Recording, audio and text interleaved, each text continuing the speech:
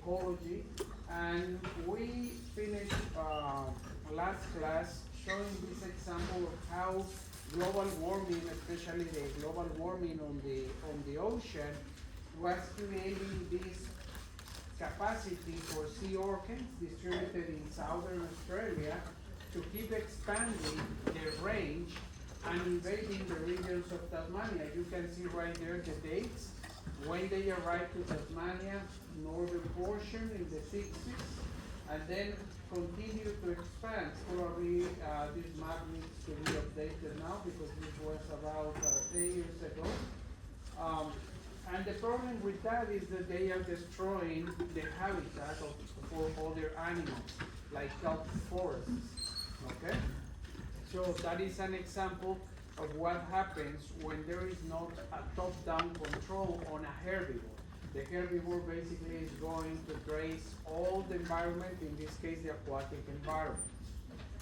Now, other important thing that we've been talking about is the sunlight, right? Sunlight is an abiotic factor that is very important and is going to determine the distribution of organisms, both in land and in the aquatic environment. Anybody remembers what is the name of the aquatic environment where light is the most important resource? What is that portion of the water column?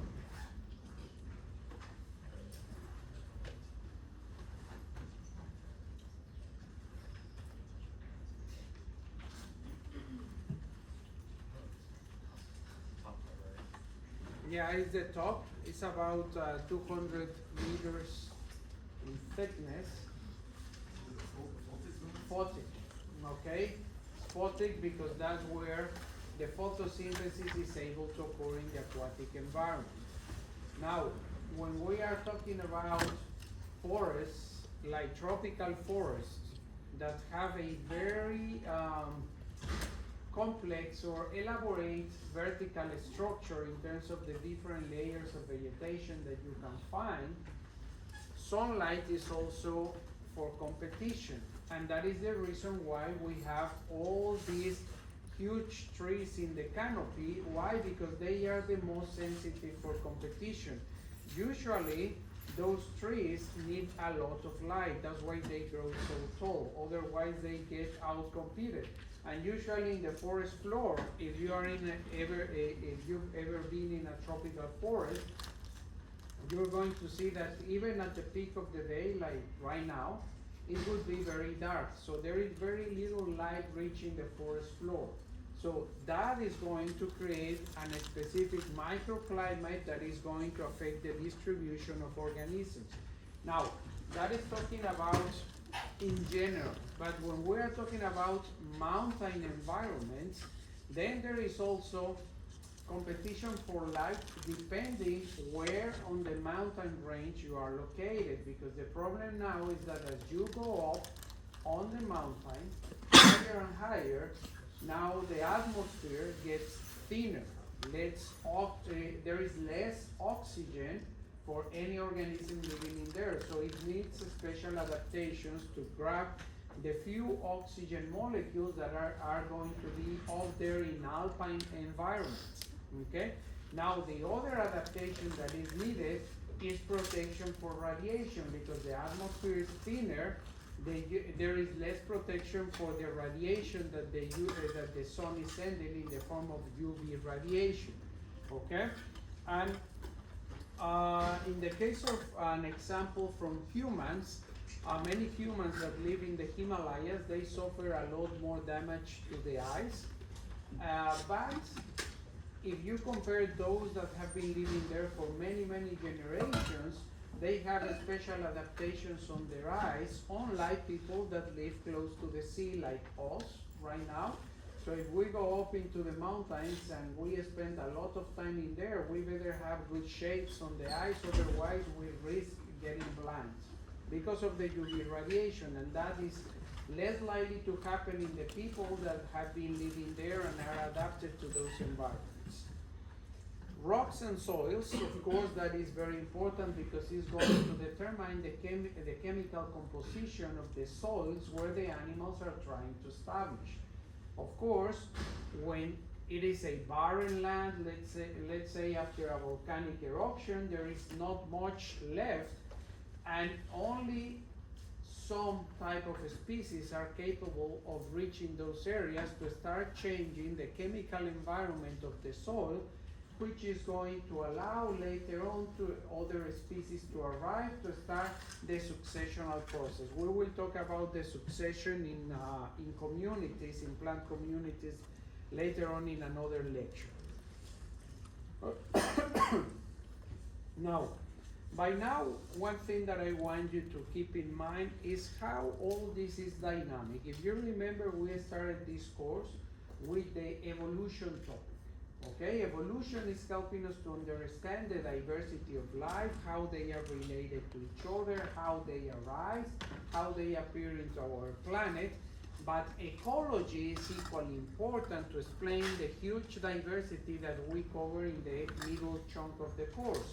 Why? Because ecology, what is going to provide are the selective pressures, the environmental stressors that are going to put evolution into action, okay? Now, one thing also that you need to keep in mind is that evolution does not necessarily happen slowly as it was believed in Darwin's time or even earlier than Darwin. So that is called gradualism, and yes, it happens. It's a way that evolution can occur, but it's not the only way. Evolution can occur very rapidly. Rapidly means ecological time. Ecological time means a few years or a few decades, so very fast. In our lifetime, we can see evolution in action, and we have seen some examples. So I want you to keep that picture in mind where you have ecological change and evolutionary change that are locked inside a feedback cycle, okay? So ecology prompts the stressors that evolution is going to respond to, and that is going to generate adaptations through generations to those environmental conditions.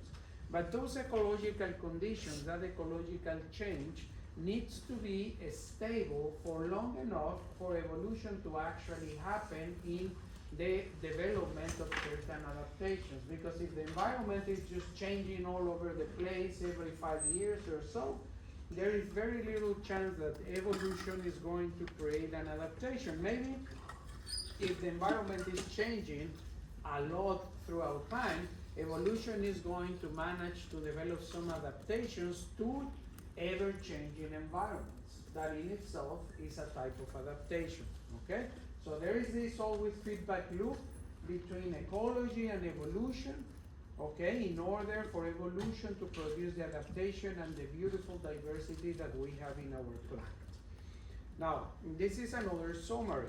The type of questions that we ecologists ask in order to understand the distribution and abundance of a species. So why a species is not in a locality? Let's say why Florida scrub jays are not in Arizona or in Mexico or anywhere else. So is there dispersal limitation?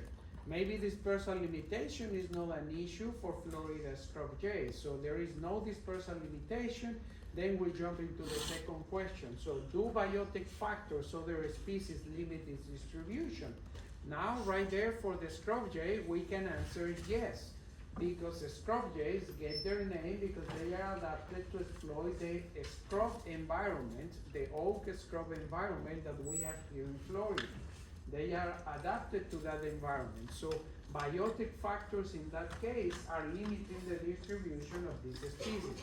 But let's imagine that is a no answer as well. Then we analyze abiotic factors. What might be the abiotic factors that might be limiting the distribution of the organism that we are studying? Now, other important thing is that these three phases, dispersal limitation, biotic limitation, and abiotic limitation, are not mutually exclusive. More often than not, the three are going to be working in tandem, okay? So just because a species is not able to arrive to a place, that is the most obvious one, it doesn't mean that there will not be any biotic or abiotic factors limiting its distribution. Questions? No? Okay. So we also observe that when we are dealing with biology, we have to learn to zoom in at different scales. With biology in general, we have to learn to zoom in from the tiniest scales of molecules and atoms all the way up to the biosphere. When we are talking about ecology, we also see that we need to zoom in and out of different scales, but in this case, at the scale of ecology, we are talking about from the individual organisms all the way to the biosphere. And the differences at the scale are the ones that are going to determine how organisms are distributed on the planet, okay?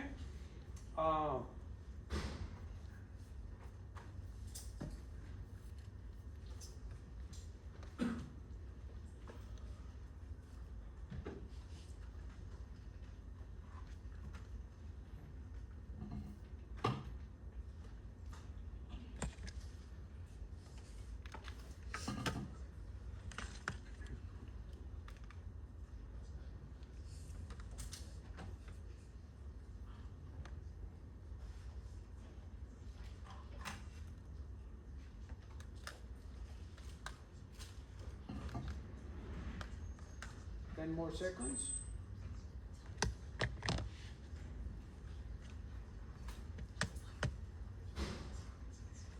Okay.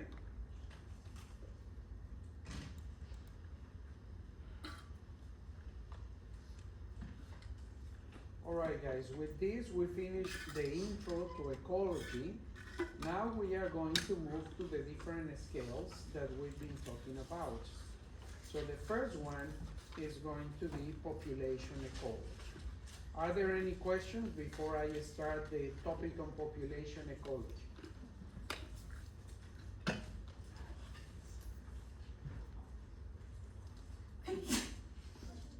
Okay.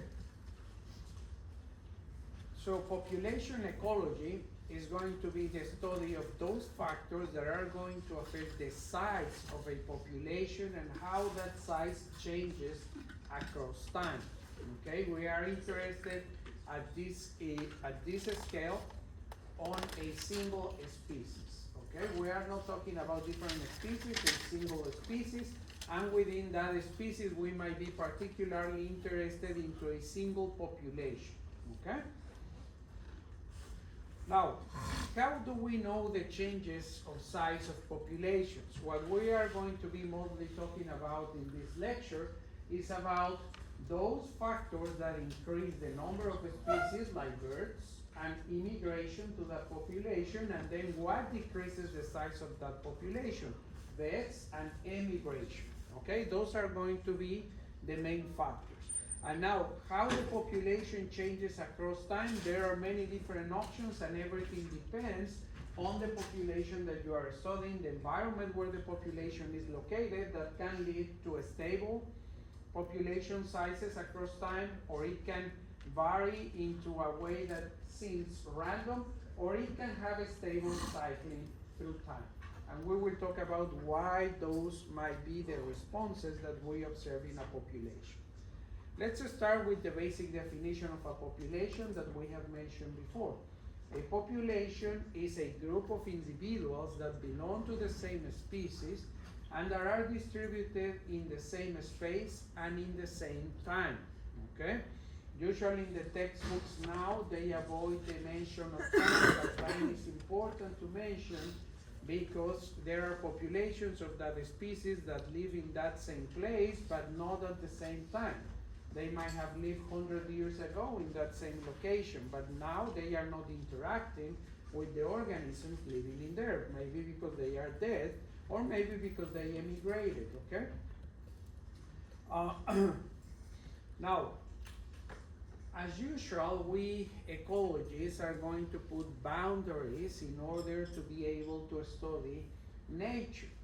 And populations are going to be described by those boundaries. And those boundaries might be very easy to depict, like for example, populations that are endemic to an island.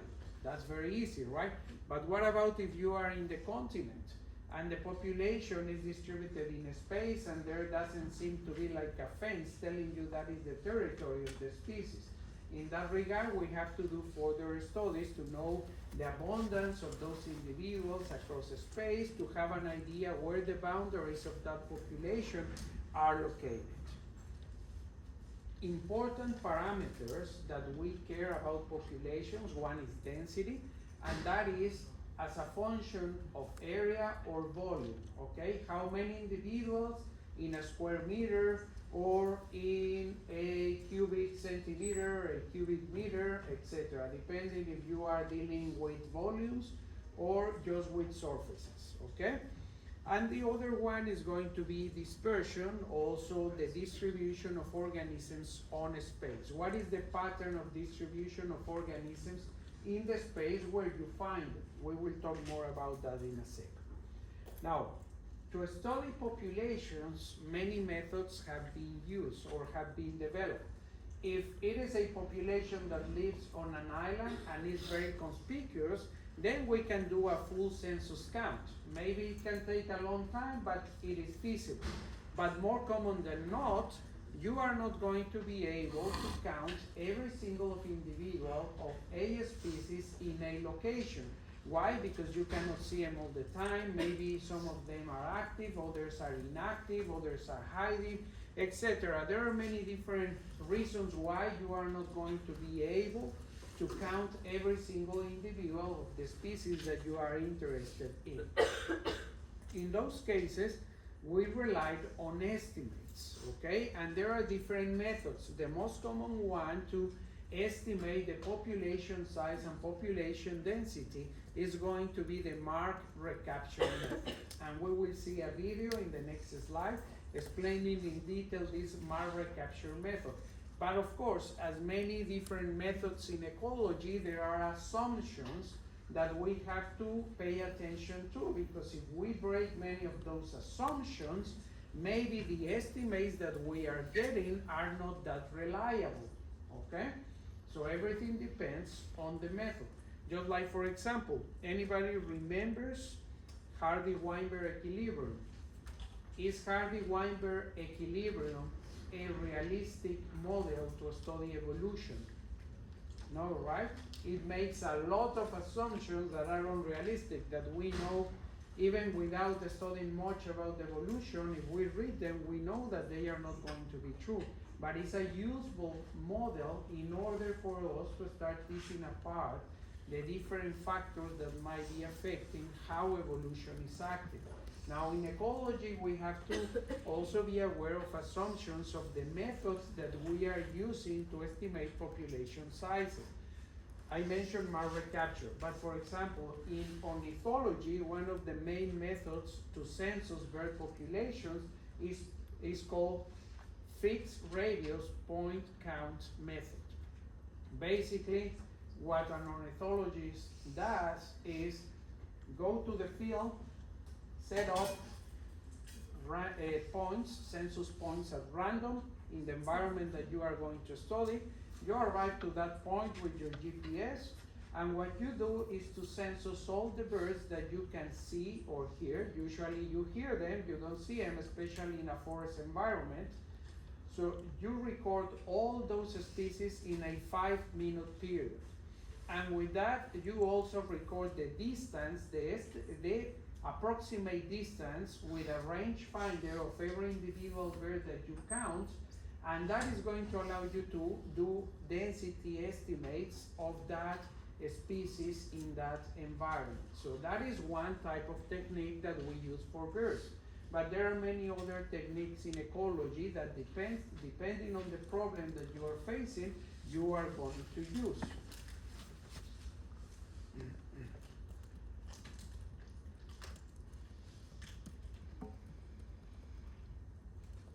Techniques for estimating population density and size.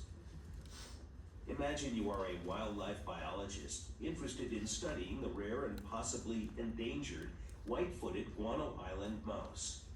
The mice were once widespread.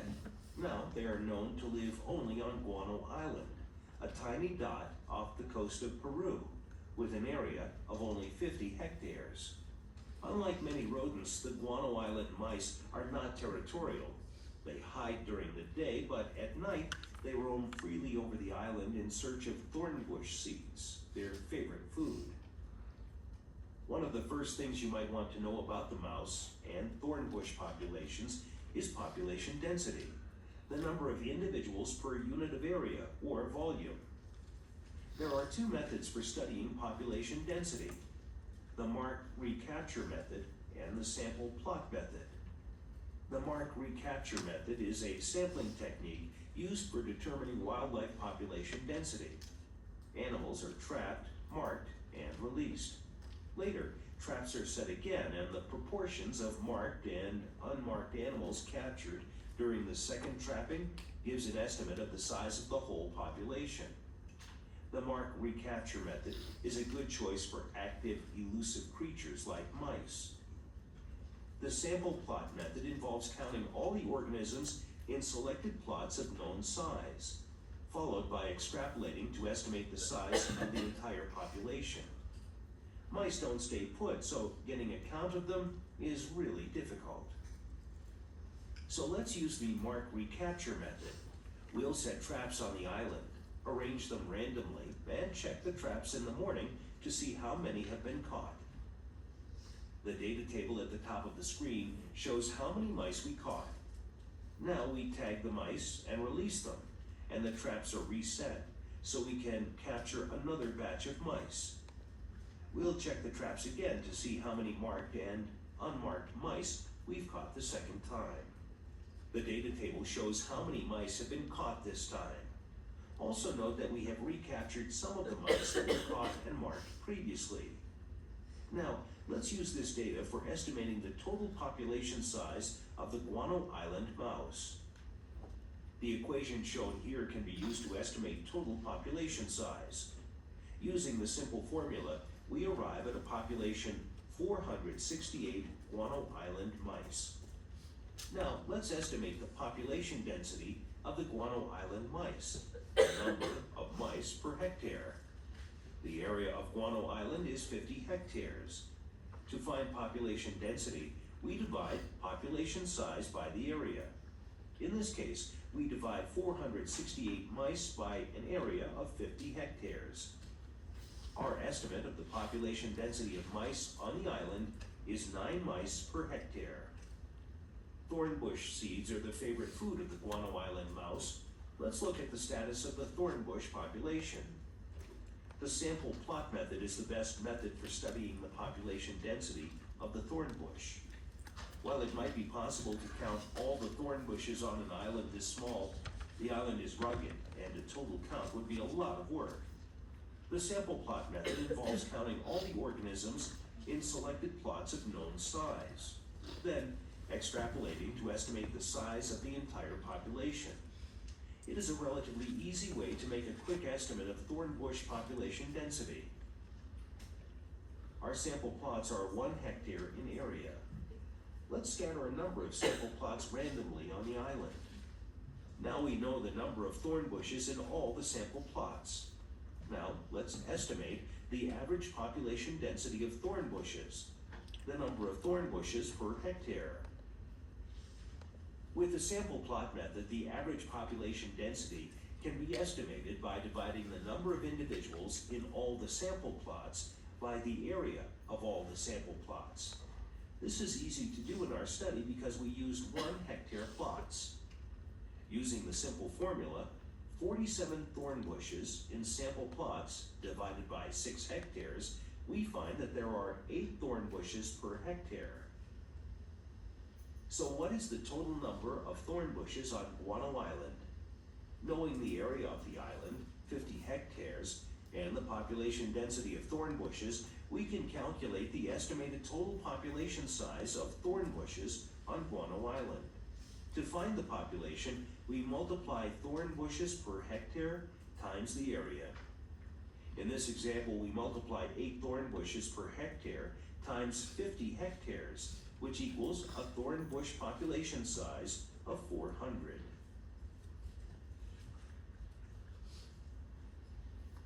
Questions? No? What do you think is one of the assumptions behind the traps use the marble capture for mice on that island, what would be a problem that you know is going to bias the estimate that this example shows? They might learn to avoid the traps. Say it again? They might learn to avoid the traps also. Yes. So we are not considering behavioral ecology of organisms, right? And we are also not considering that every individual is not the same. So every individual that belongs to a species is a unique individual, so the behavior is going to be different. Also, more subtle one that usually that was recorded earlier and now is fixed is that ecologists usually would put the traps after they check them without cleaning them. You can see the problem there?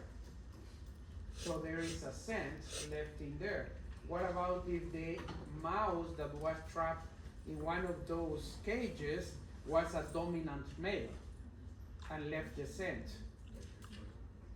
You see, many other mice in the population might avoid that trap because they can feel the scent of a dominant male and they want to avoid confrontation for whatever reason.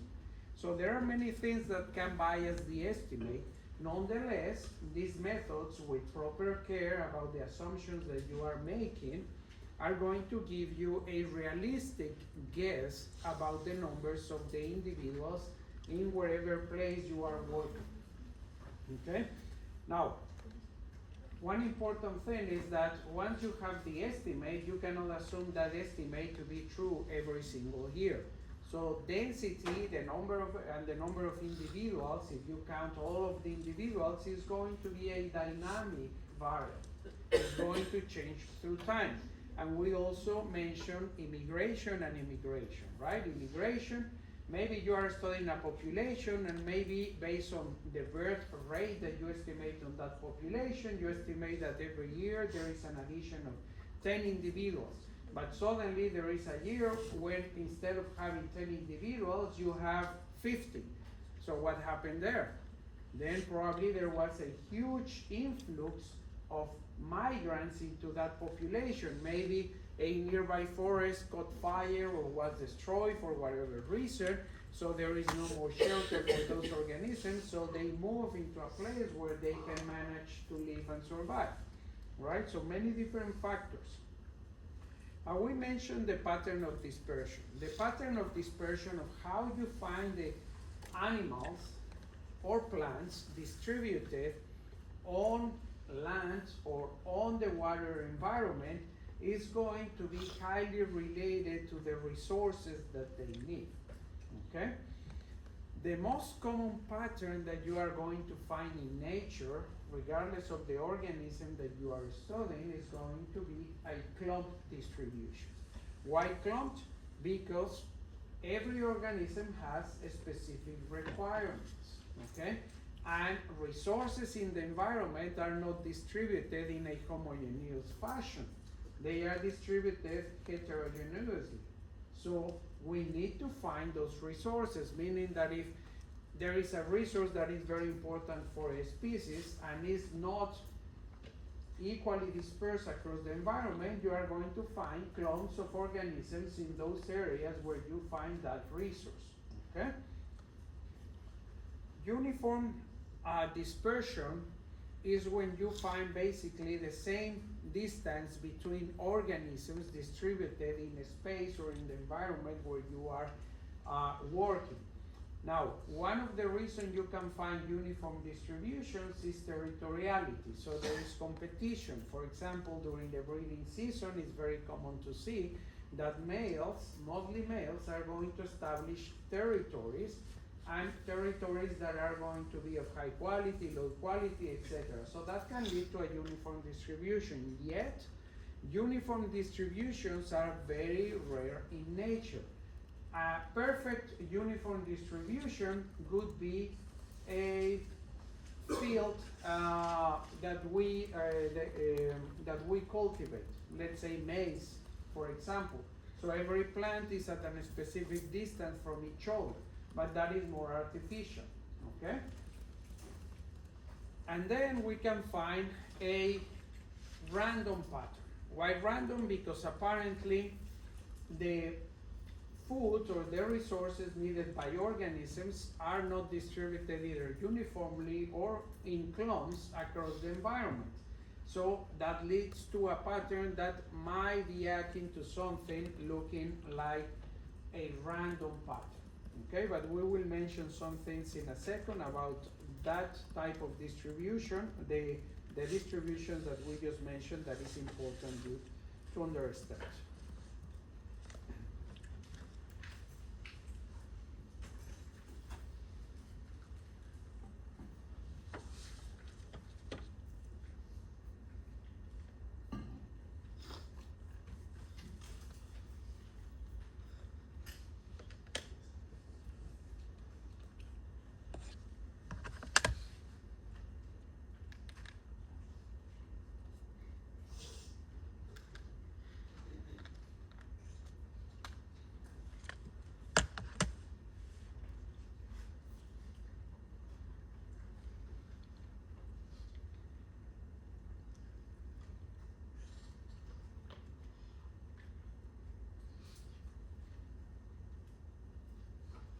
Ten more seconds.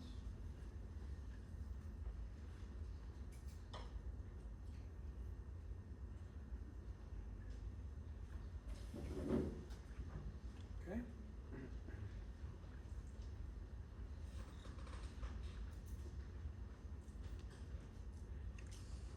All right.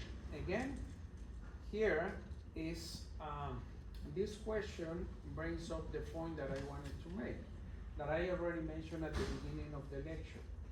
Scale matters in biology, and you have to get the practice of scaling from the tiny to the large, zooming in and out, whatever you are doing in biology, because you never know where the answer lies. Just as this example shows, right? When you are looking, let's say, a football game from the sky, the players look clumped. But if you get to the scale of the players, they are going to be spaced in what appears to be a uniform pattern, right? And then suddenly, when the play goes on, it would seem like a random distribution, right? Because everybody starts moving and you don't know what's going on.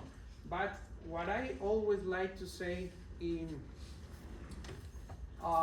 biology is that when somebody says that something is random, is because we are really still not understanding what is going on in the phenomenon that we are trying to understand. Okay, I do think that there is very little true randomness in biology, and there is always an explanation. If we don't find it, is when we say something is random. Okay. It might not be true, but that's my thinking in that regard. All right. When we are studying populations, we jump into the topic that should be familiar to you in terms of the term demographics. So we want to study the demography of the population, and the demography is basically the study of the biotic and abiotic factors that are going to influence those variables that are going to either increase or to reduce the population sizes. And in demography, what we are going to do mostly is to create some spreadsheets, some tables that we call life tables.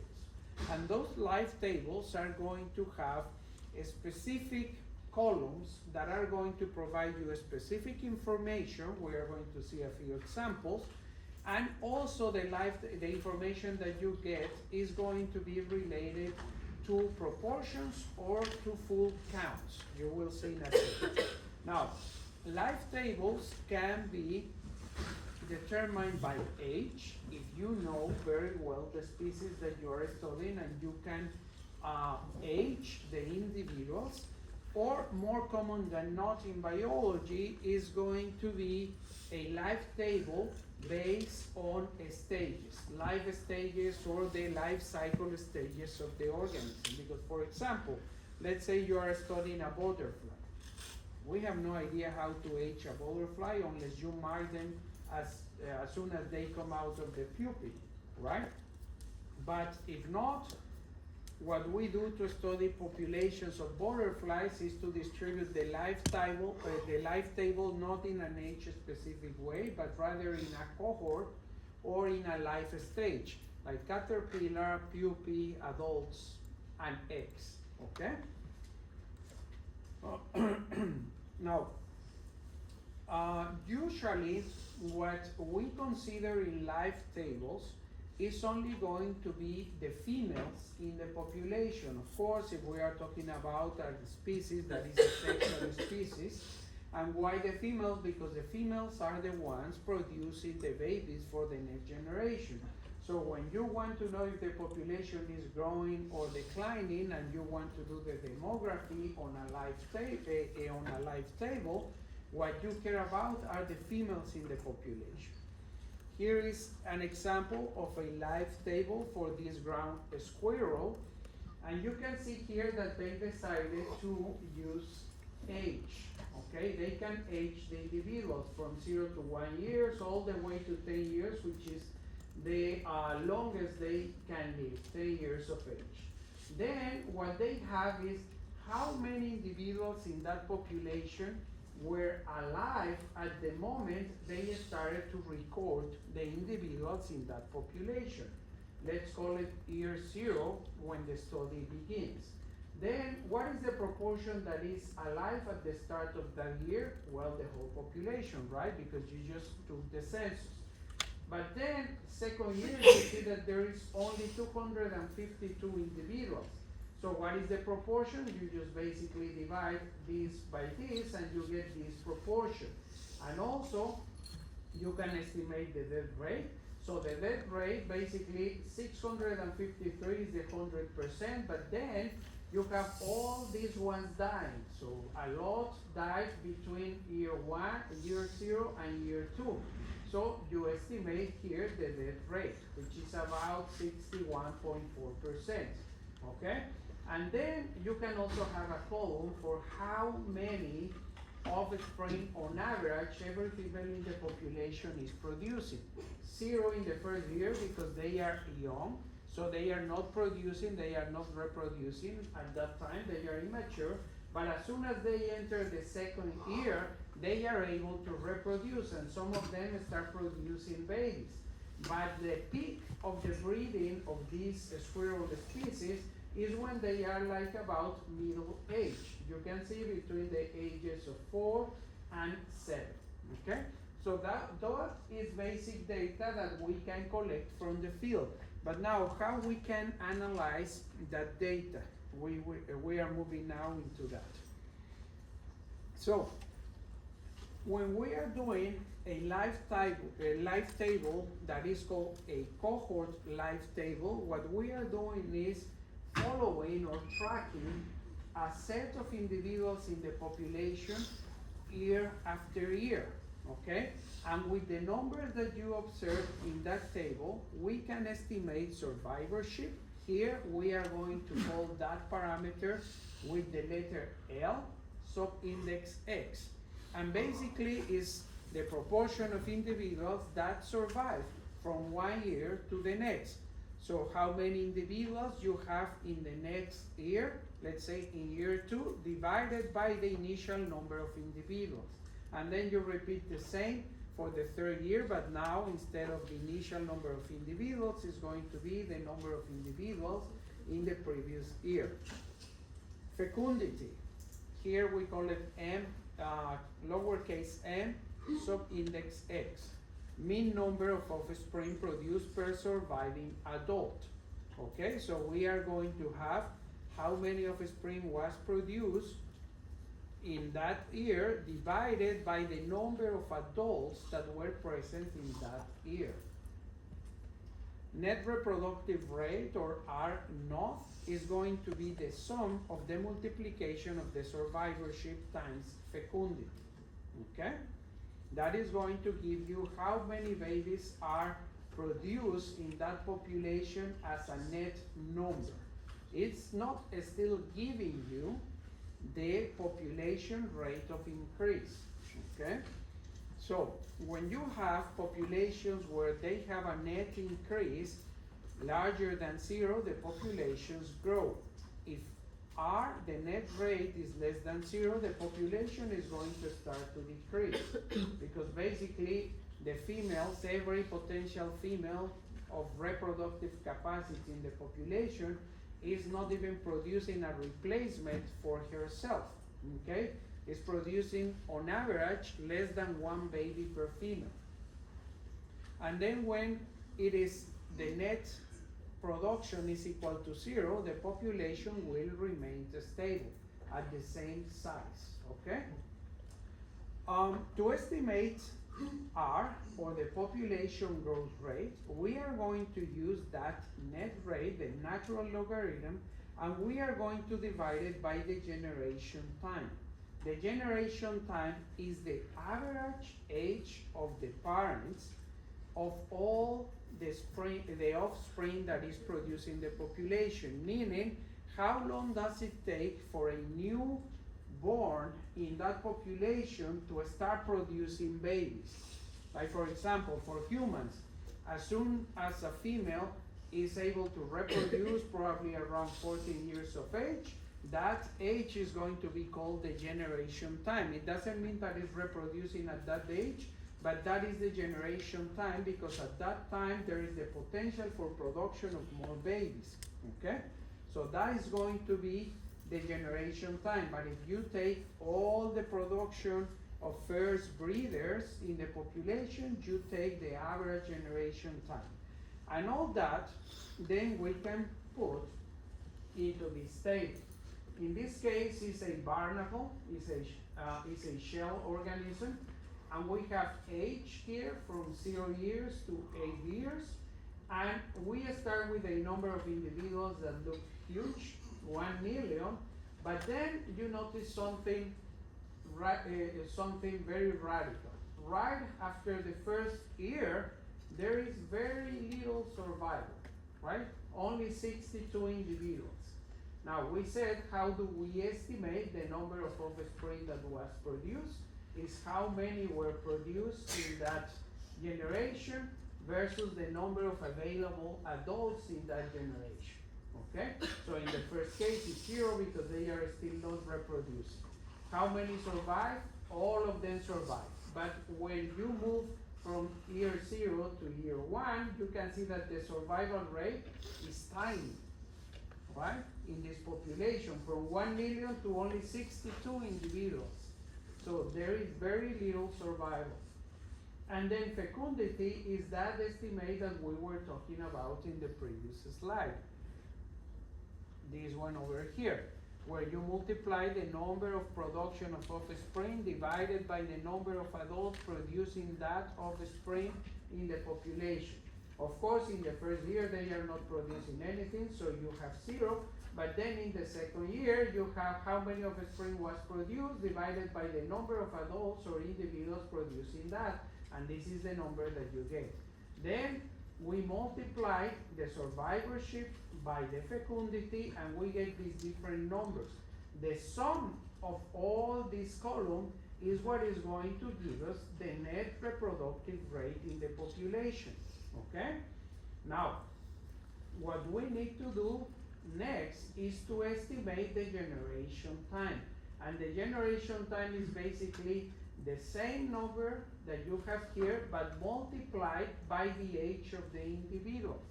The first is going to be 0 because you are starting at 0.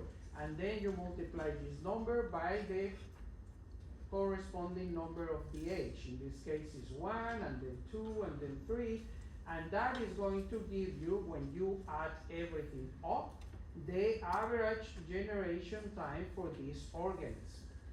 And the estimate, the population growth rate is going to be the natural logarithm of the net reproductive rate divided by the generation time.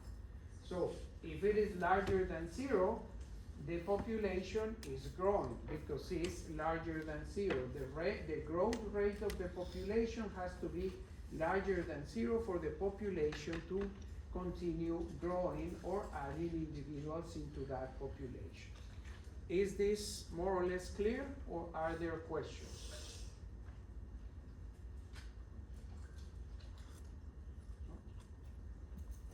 Yeah, the PowerPoint that's on the canvas doesn't have this on the slides. Mm. I don't know if I can't. Sorry about that. I will update the PowerPoint after class. Okay, sorry about that. It's just I am always updating the lectures, and sometimes I don't realize I didn't put it in Canvas. Yeah, on that note, for exam 4, do you want us to bring a calculator or? No, you are not going to need it. Okay. Okay. So we won't be doing like the calculations? Yeah. Okay.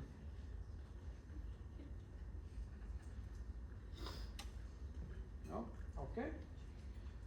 Now, other important thing where you can extract a lot of knowledge about the ecology of a species is to know the shape of a survival corpse or survivorship corpse. There are three different main types, but basically what a survivorship corpse is telling you, as here in the graph you can see, is the number of survivors after every year when you sample the population. And you can see a declining one where you can see that survivorship declines with age, but not abruptly. It is at a constant rate. That's why you have more or less a straight line. And an example is this squirrel that we just analyzed, okay? Now, the names that we use for the survivorship curves are type 1, type 2, and type 3.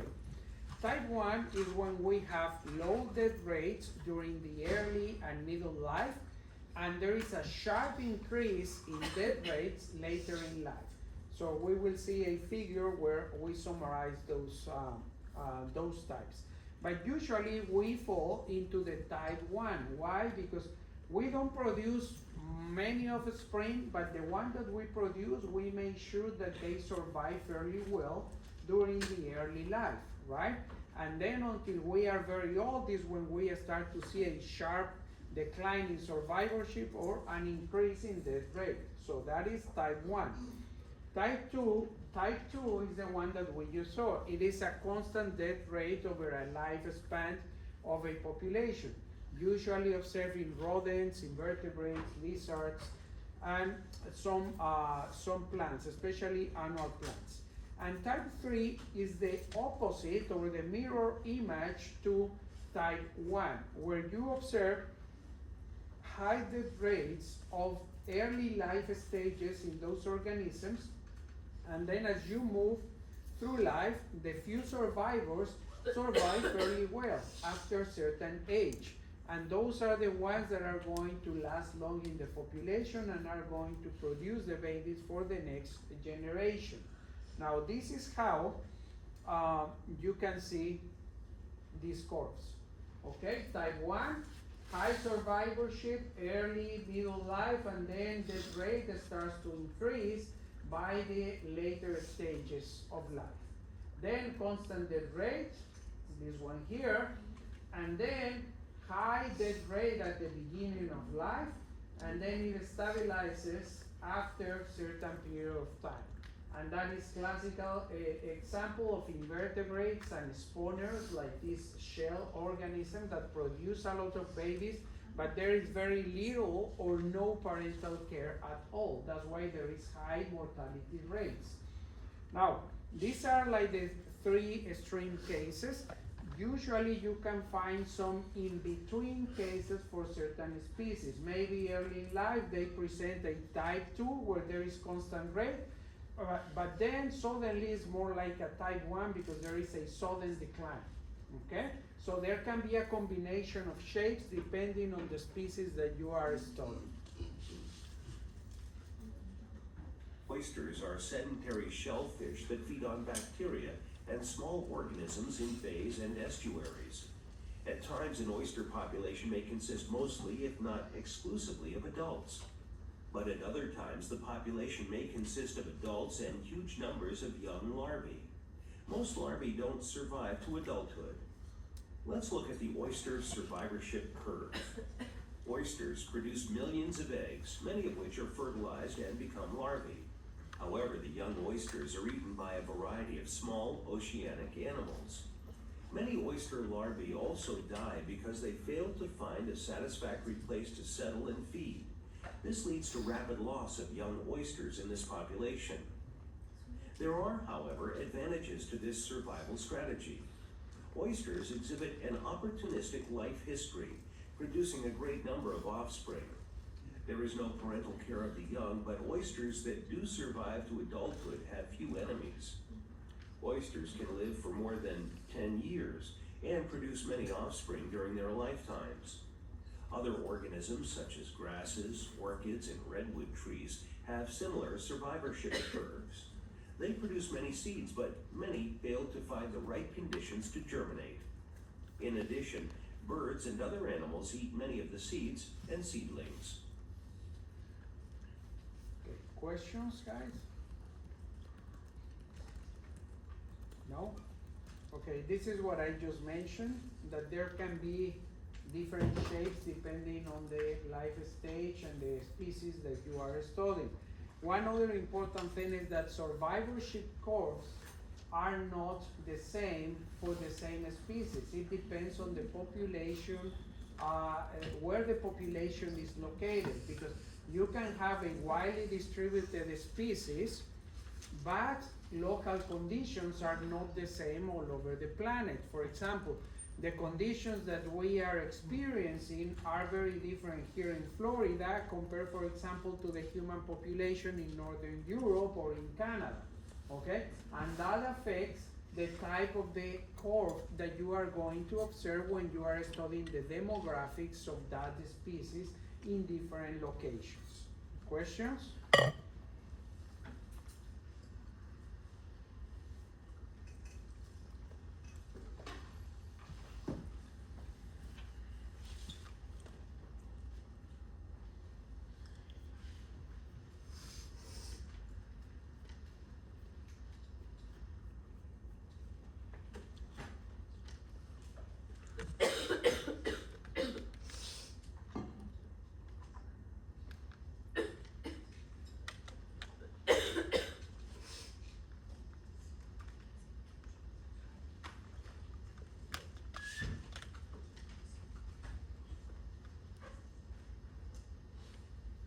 10 more seconds.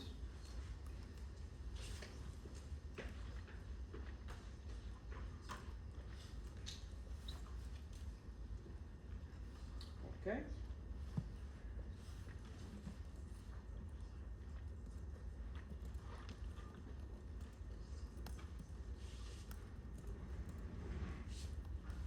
All right, reproductive rates. We mentioned, based on the life table example that we show, we can estimate R, or the reproductive rate of that population. But the reproductive rate is not a fixed number.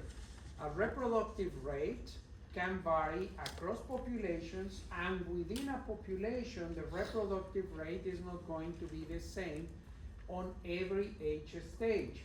So it is important to understand how the reproductive rates of individuals change depending on their age, because that is going to affect, for example, conservation decisions. What part of the life cycle or the age of individuals in that population we should be very careful to protect, okay? That is information that we can get out of life tables, okay?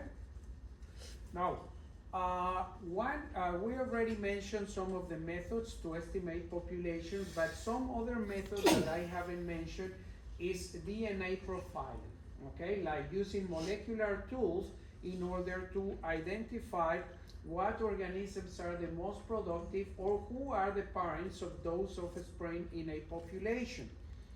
I already mentioned this, so I'm going to move into the case of molecular profiling.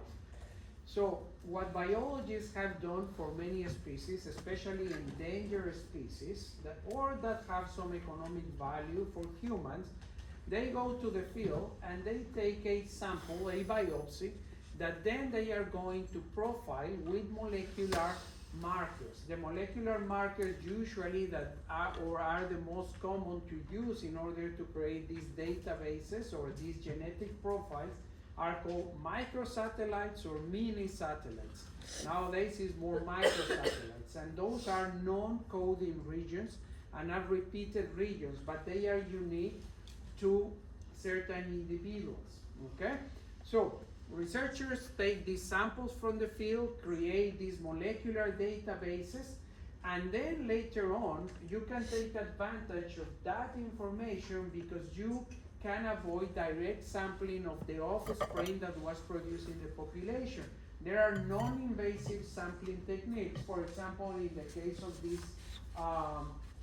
this example with turtles, they can go find the nests and find the shells. And within the shells, there are venules still in some of the internal membranes that they can use to extract the DNA of the chick that was in there.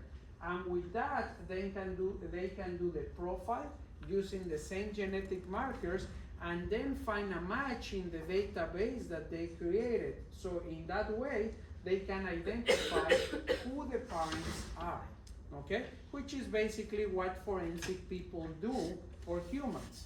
When they are able to match who this blood belongs to is by DNA profiling.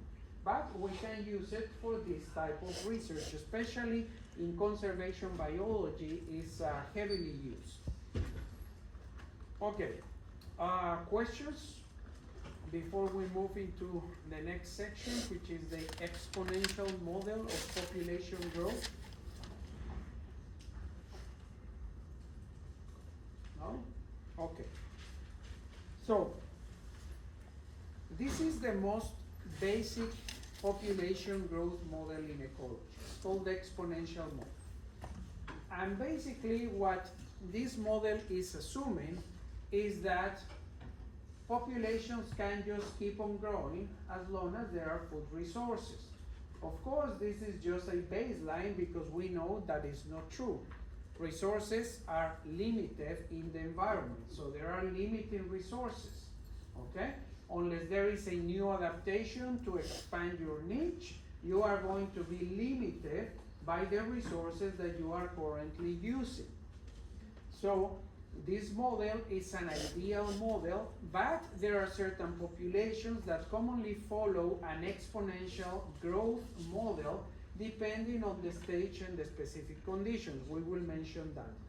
The most basic formula that we are going to use to measure the change in a population size through time is going to be this one here. So you are going to have factors that increase the population size, meaning they have a positive or a plus sign. Is going to be births and immigrants entering a population. And then with the negative or minus sign, you are going to have deaths and emigrants, okay? Of course, we can make even a simpler an assumption that the population is close, right? There is no immigration and immigration, in which case we only care about births and deaths. And how the population is going to change is going to be based on the births of new individuals and deaths of other individuals. So delta, if you forgot about basic math symbols, delta means rate of change or change of something. Change of what in here? Numbers of individuals in the population as a function of time, okay? So that is the most basic equation in population ecology that is going to relate to the exponential model. Now, the population growth equation, which is this one that we are seeing here, can become just R. R is going to be equal to births minus deaths, okay? It's going to be the difference between what is produced and what it dies. And that is going to give you the change in the population size through time. Now remember, we can estimate the average rate of production in the population that is going to be related to the rate of change or rate of production. We are going to call that lowercase r, and in this case across time, or delta t. For example, and this is information that we can get from live tables. If we start with 1,000 individuals and there is an increase the next year by 16 individuals, then the rate of production is going to be 16 over 1,000, or 0.016 increases of individuals on average per reproducing individual in the population, okay? So, since this is what you expect in terms of production in the population, based on the numbers that you get out of studying that population, then that rate can just turn out to be the capital R, because usually it's very difficult to keep track of all the births and all the deaths in a population, even for humans, because many deaths in rural areas are not recorded. Also, many births in rural areas or isolated areas are not recorded, even for humans. So you can imagine that for wildlife it's even harder to really keep track of whatever is coming into the population and whatever is leaving the population. So based on the live table numbers that you can have these general estimates that are fairly good to understand how the population is going to be changing through time. So we can use this estimate and replace it by R, okay? R, remember, is births minus deaths. So if we use that, and for example we have this rate where lowercase r is going to be 0.016 and the population size is 500, if you multiply that, you can expect an addition of 8 babies per year in that population. So if we transfer these symbols back into the original equation that we started with, meaning this one here, okay, births minus deaths, or capital R, what we are going to have is that delta N across time, or change of population size across time, is going to be that rate of production in the population multiplied by the size of that population. And why is that important? Why it matters to consider the size of the population at any point in time? So would populations increase the same if I have a population of 500 versus a one of 1,000 versus a one of 10,000? They are going to produce the same number of babies even when they have the same rate. Let's say this example 0.016. So which one are you expecting to accumulate faster across time, to accumulate more individuals? 500. The one with 500. Okay, the example is a population of 500, another of 1,000, another of 10,000. Which one is going to add or grow faster across time? The largest one, right? Because you have more individuals. More individuals mean more organisms producing babies, even though it is at the same rate. But the more, the better for that organism, right? So more breeding females, more babies. Less breeding females, less babies, even when they are growing at the same rate of 0.016, okay? So, and what we have here, basically, this is a formula that is giving you the change of the size of the population across time, and this is how you estimate it. And this is what we call a differential equation, okay? Which is dn over dt, and this is the formula that you saw in the previous function. Now, the previous function, remember, we were talking about time steps, so from year 1 to year 2 to year 3. So that is one way that we can build models to study a population, and those are known as time discrete models. But of course, in terms of mathematics, it's easier if we assume that time is continuous. We are not going to go deep into that topic right now, but it's important for you to know that it is not the same building a model that is for time steps than a continuous model that depends on differential equations. The outcomes can differ even though it is the same population. And how you decide when to use single time steps versus continuous time, I'm going to give you an example.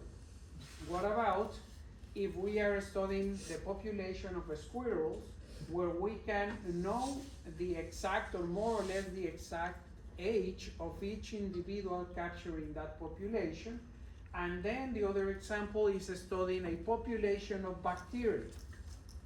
In which of those examples you would use continuous time models?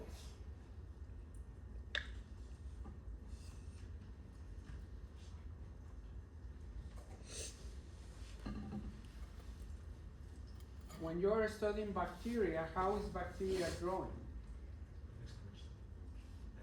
Exponential, as long as there is food, right? And can you count bacteria? Do you know the age of bacteria? No, right? So what would you prefer to use? A discrete time model or a continuous time model?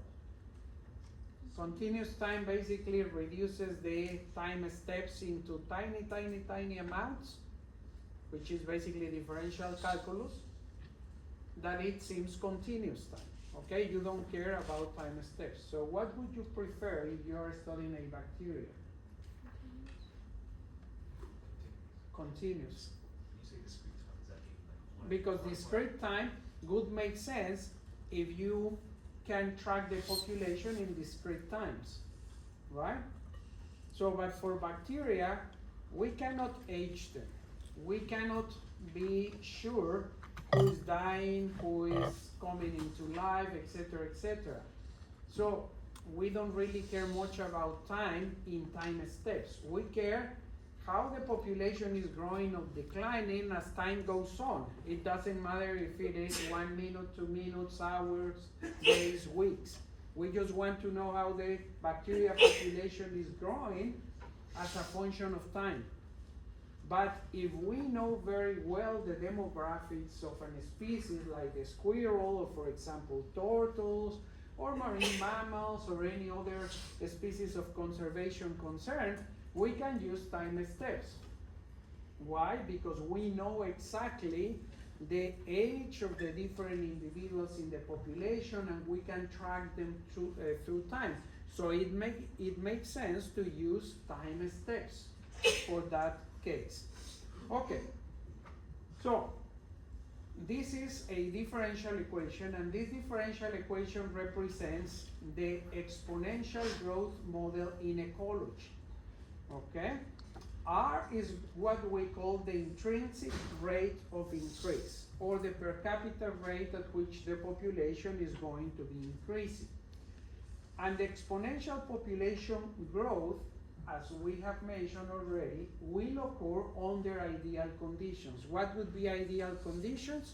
When everybody has plenty of resources so that they can have as many babies as they wish, and everybody's happy and keep reproducing year after year, so the population is growing exponentially. We humans have been growing exponentially for a very long time. No longer we are in exponential phase.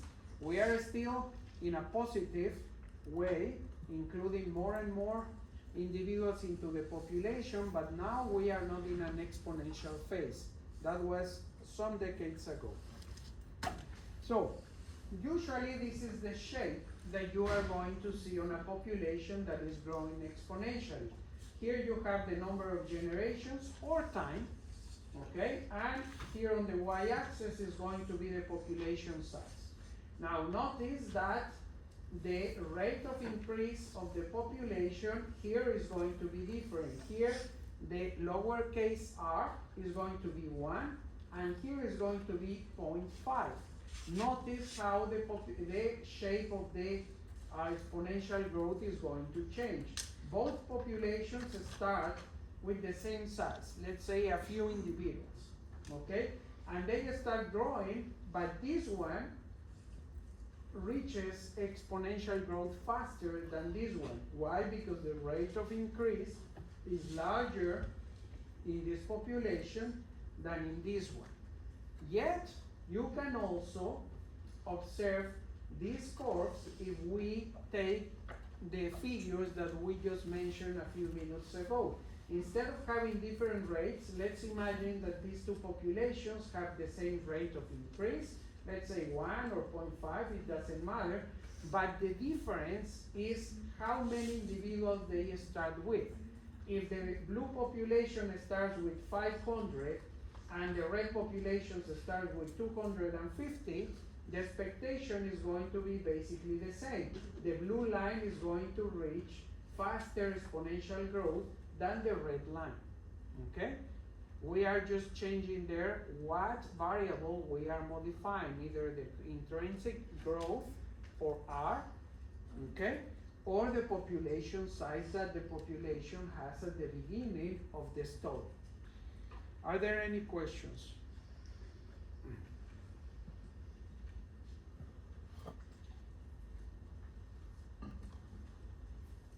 No?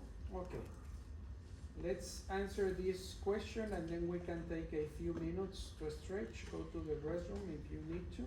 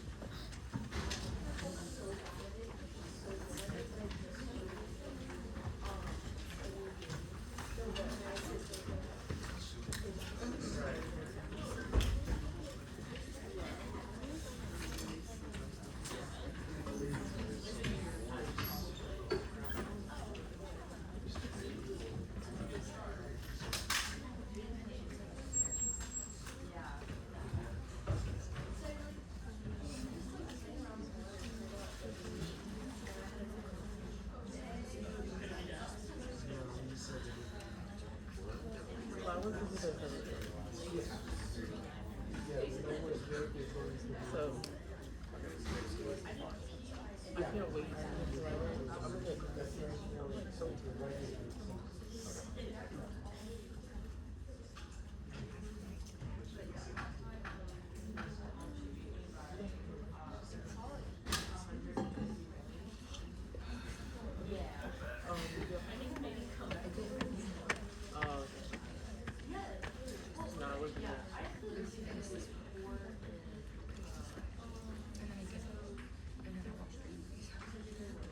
What were you studying for?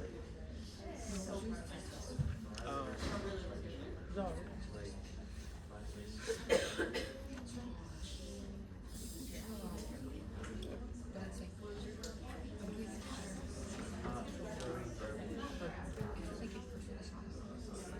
Yeah. When I get like I'm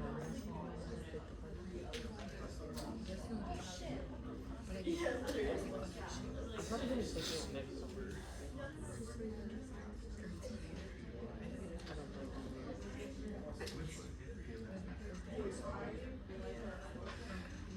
You're doing 1 credit? So you got that, oh you got that shit, you're doing 1 credit? I'm not excited. Bro.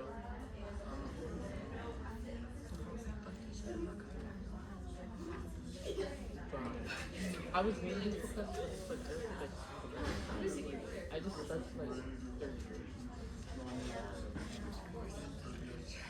No, because I'm already struggling for that. You saw my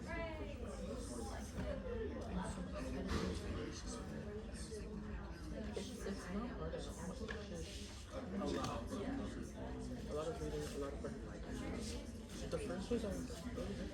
I just went on soon as she got back, I was like, you alright? But like, I don't know if I get I've had it's travel like physically. overseas and over. This shit gets a lot, like,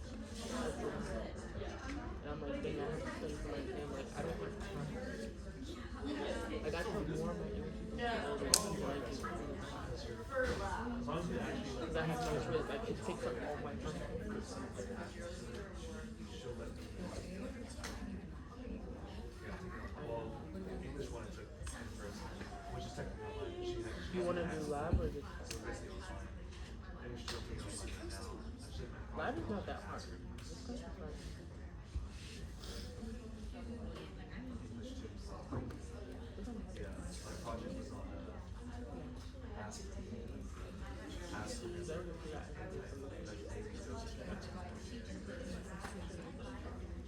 The second one, I wrote in the little stuff. Yeah, my research. Like, I want to do the part for like the back to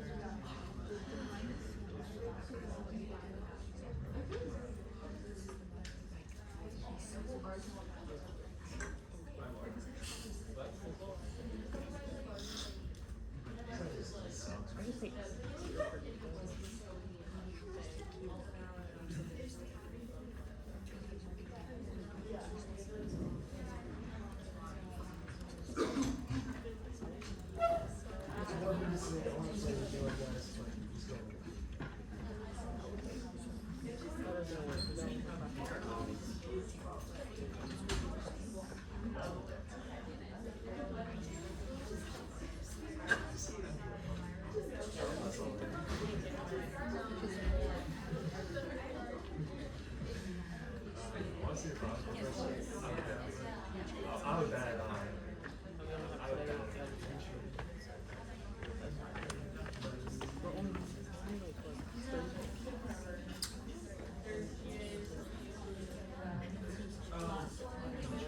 Charlie was amazing. That was upset. Charlie was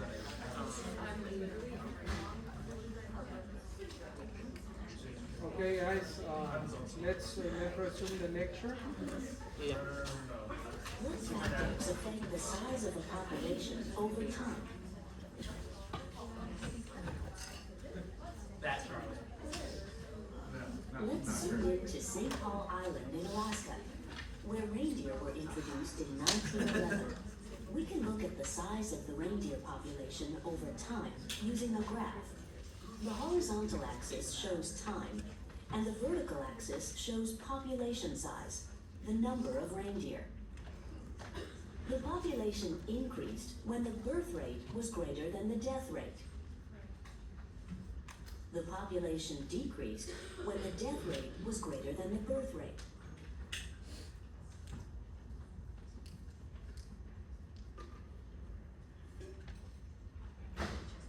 Now, let's look at the pattern of growth in this reindeer population. At first, the reindeer had plenty of food. The population grew slowly, and then grew faster and faster as the population got bigger. This pattern is exponential growth, which occurs when a population has unlimited resources. Of course, resources are never truly unlimited. As the reindeer population exploded, food ran out, and the population crashed. Exponential growth cannot continue forever.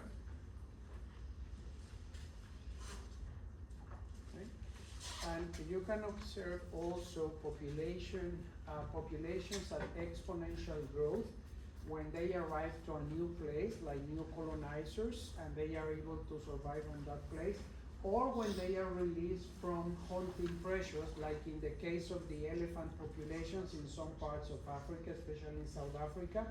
After they were protected in the first half of the 1900s, they started to increase slowly, and then they reached exponential growth during the 60s. Okay?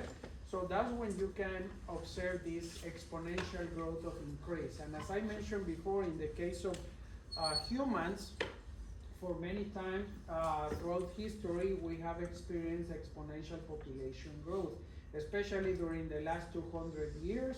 And usually it's not because we have unlimited resources, it's because of our ingenuity. We create some new device, some new tool, some new method that allows us to gather more resources. That allows for what? For more production in those populations. So the population keeps on increasing. Questions?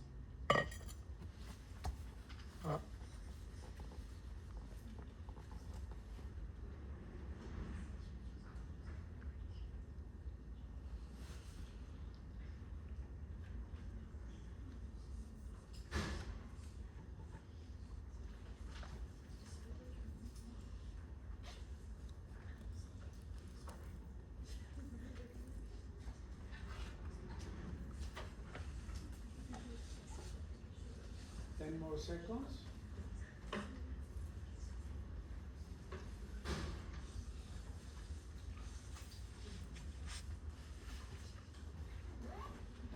Okay.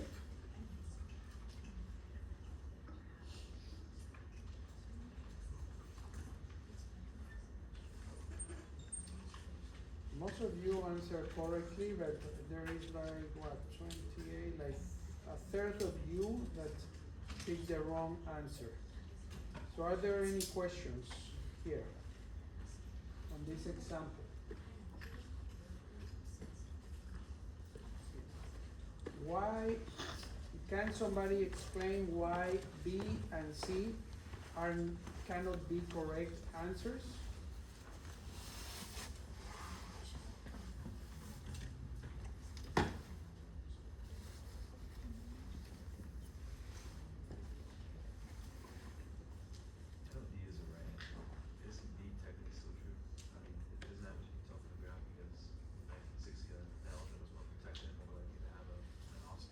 Yeah, but how can from that graph know specificity about individuals?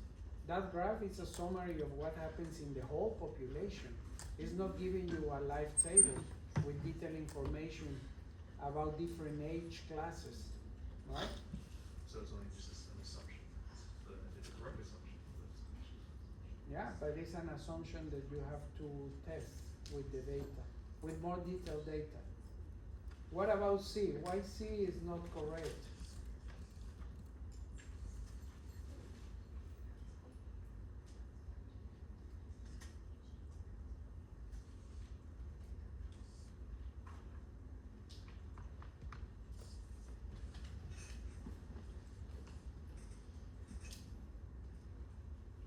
It's another assumption that it can't be for other graphs. Mm-hmm. Yeah, exactly. So with that graph, you cannot know how the animals, the individual animals, were responding to the conditions at that year in 1955. Okay, so you need more information about the population and specific individuals. What were they doing? Their behavior, their condition, etc., etc. So it's something that, of course, you can obtain from that population if every animal is marked and you are following them, and if there are veterinarians taking samples throughout the years, which for many of these programs they have. But out of this graph, that is impossible to tell, okay? All right, so that was the exponential growth model. Now we said that it is unrealistic to think that any population is going to continue on exponentially growing forever, because there is a limit to how many animals or plants can an environment sustain, because there are limited resources. So more realistic models are going to add something, a concept that is known as carrying capacity. And as the name says, is the capacity of a place to sustain an X number of organisms, okay? So there are many resources, but there are specific resources that in that location, that geographical location, are going to be able to sustain X number of organisms of this species. Now, one important thing is that carrying capacity, just as many other of the concepts and parameters that we've been mentioning in these models, is not a fixed quantity. Carrying capacity is going to vary from place to place, environment to environment. So a human population is not going to be as productive in, I don't know, in the North or South Pole as in other places that have more resources, or any other organism for that matter. So carrying capacity is going to be different depending on the local environmental conditions where the population is living, okay?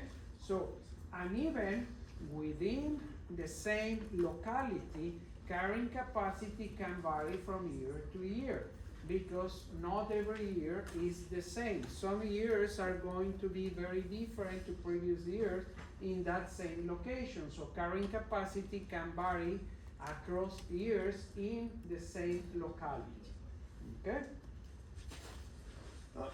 And of course, carrying capacity is a summary parameter, a summary of what? Of all the factors that you need to consider in order to know how many individuals can that specific environment sustain. For instance, what is going to determine the carrying capacity of a location? How many energy is coming into, how much energy is coming into the environment for photosynthesis, production of food, which is very important for herbivores, shelters for predation, to hide from predators, the availability of nutrients, there is water, there is suitable vegetation structure for the construction of nests or burrows, etc., etc. All what an organism needs, it is basically summarized into the carrying capacity. So carrying capacity is like a funny parameter in ecology because it contains many things, but those many things are not going to be the same for every species or for every locality. Now, here, the other name that we call these logistic models is going to be density dependent. Why? Because the more individuals there are in a population, the growth rate of that population is going to be impacted. If there are few individuals in a population, there is plenty of resources, so the growth rate is going to be higher, is going to increase. But the more individuals are added into the population, then they cannot reproduce or produce that many of a spring because there are not enough resources, death rate increases, birth rate is going to decrease, okay? So that is what is called density dependent effects. And this is the name that usually you are going to find in your books, for the model, logistic growth model, that is going to lead to an S-shaped curve that we will see in a second. But basically, what we do in ecology is that to the basic differential equation model of exponential growth, which is this first part that you can observe here, we are going to add the carrying capacity as a function of population size. And if you take this second term on the right hand side of the equation, what you are going to observe is the following behavior. If there are few individuals in the population, K is going, whatever K represents, is going to be basically complete, right? The carrying capacity is at maximum space, okay? Because there are very few individuals in the population. In that case, you are expecting the population, the rate of the population to increase. The population is going to grow in numbers. The rate of growth measured by R is going to be larger when there are few individuals. But what happens as soon as the number of individuals approach the number that can be sustained at carrying capacity? What happens to this number up here? What would be the number as soon as N approaches carrying capacity? 0, right? And whatever number, 0 divided by whatever number is what? 0. And if you multiply something by 0, you get 0, okay? So at that extreme point, basically the growth rate is going to be 0 of the population. So the population is going to remain like that. Another important thing, I'm going to explain that with the graph. Okay, so this is something that I want you to notice. The population size, again, what is the initial population size in a population is going to matter. Every row here, you have a different population size, from 25 individuals all the way to 1,500. Now notice that the carrying capacity for this example is 1,500. So the rate of increase, or the growth rate, with the letter lowercase r, okay, this is the parameter of the model, you are going to see that is, well, here they are rounding up, but it's close to 1, to maximum production. Why? Because there are few individuals in the population. So if you extract from 1,500 25 individuals, this is going to be close to 1, right? Now if you multiply the growth rate that we are assuming that is 1, by that we get basically that same number, and when you consider the multiplication by the portion that represents the exponential growth model, you are going to be basically adding about 25 individuals. Now, as you are moving in population size, what you can see is that the addition of individuals increases because you have more individuals as a starting point. That makes sense, right? The more individuals, the more production comes into the population in terms of babies. But there is a limit, right? We are in the logistic growth model, and the limit is 1,500. What happens when the population reaches 1,500? Now, the population growth rate, or R, is going to be 0, because you are at the maximum carrying capacity. You cannot add more individuals, or if you add them, you are going to be attracted to the carrying capacity. The death rate is going to increase. Death rate is going to be higher than birth rate, okay? So, and you can see also this effect. First, when we are away from carrying capacity, we add individuals, the number that are added increases, but up to a limit. Once you are closer to the carrying capacity, like 1,000 individuals, now you can see that the production is less when you compare 1,000 individuals to 750, okay? So you can observe all these dynamics, but it's easier to observe the dynamics when we have a plot. Here we have the exponential growth model, right? We have R, which is equal to 1 multiplied by N, and if there is no limit to the food resources of that population, that is what is going to be expected. It's going to increase.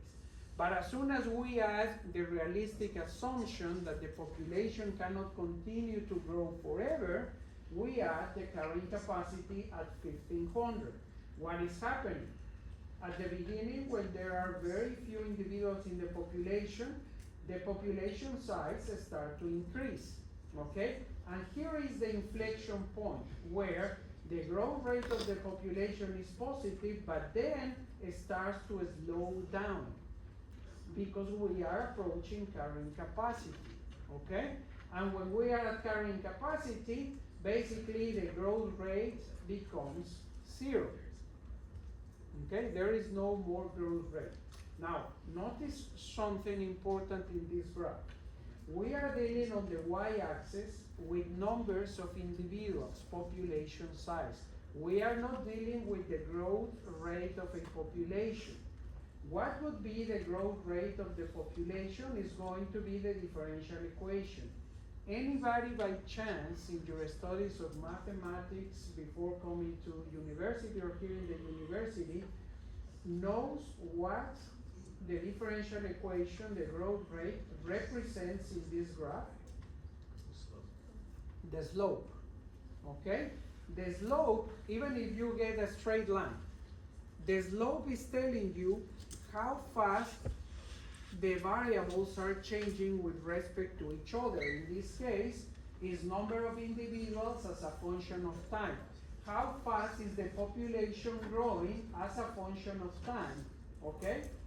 So here you can see that it's growing a lot. If you want to know the slope of a curve, usually the classical way that we are taught in basic algebra is that you take 2 points on a line and then you draw this little triangle and estimate the slope by dividing some of the numbers that you get, okay? So it would be y2 minus y1 divided by x2 minus x1. That is the slope that you learn probably since high school or middle school. But if you have only 1 point on the line and you want to know the slope of that single point, that's where differential calculus comes in. That is a differential equation and it's telling you exactly the slope at that point on the curve, okay? So you are estimating the slopes of a single point in time.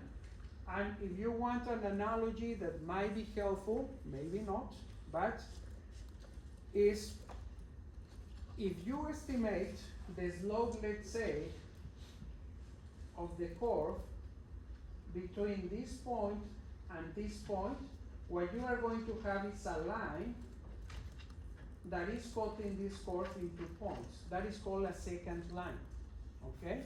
And when you are getting the slope of a secant line, what you are estimating is the average of whatever, in this case is growth rate, between this point and this point here. It's not the exact rate of change at this point, but it's giving you an average. But with differential calculus, you can know exactly the rate of change at every single point on the curve. And in that case, you are estimating the slope of a tangent line. Because the tangent line, if you remember, if you grab a circle, the tangent line only touches a single point on the circle. Whereas the secant line is going to touch 2 points on the circle. So the secant line is going to give you the average of whatever you are measuring, maybe a speed of your trip from here to your house, the average velocity of your trip from here to your house. But if you want to know exactly what happened at 2 p.m. with 1 minute, then you need to estimate the slope of the tangent line, that single point. And that is why differential calculus is useful. That is going to give you the exact velocity that you were going in your trip from here to your house, okay? So I hope that was helpful and not more confusing, but if you have questions, let me know. That was more or less an intro to what you are going to be seeing in more advanced math, differential and integral calculus, if you haven't seen it already. Okay, so going back to the 2 basic models in ecology, exponential growth and then the logistic growth model. What is the other name that we know for the logistic growth model? Yes, but in terms, if we think on density of organisms, how would you call the logistic growth model? Density independent or density dependent? Density dependent, why? It depends on the density of individuals in one area, and assuming the limited amount of resources, at some point it's gonna max out. So it's called density dependent growth rate model because the growth rate of a population depends on how many individuals are in that population. Whereas the exponential growth model is also known as density independent because the growth rate is just going to be constant through time because the population is going to keep on growing. Okay?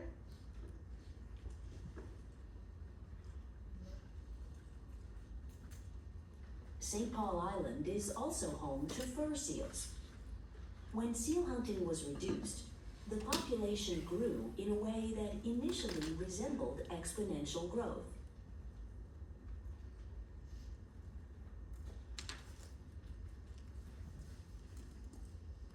But as growth continued, some individuals could not find suitable breeding space, and the birth rate declined. Eventually, the birth rate equaled the death rate, and the population reached carrying capacity, the maximum population size the habitat can support. This pattern is logistic growth.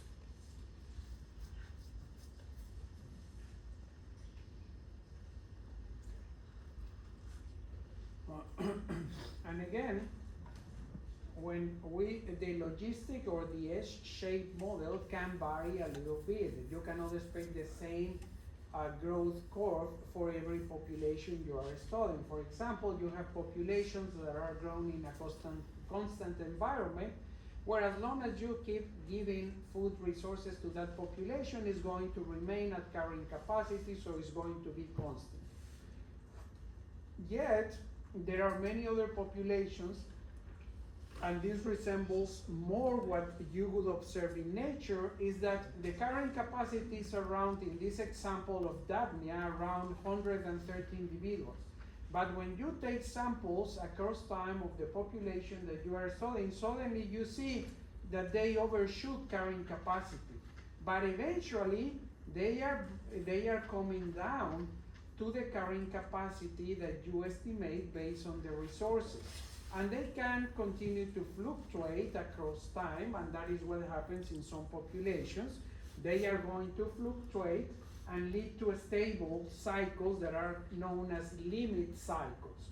Or they can remain constant at certain level, but that is unusual in nature.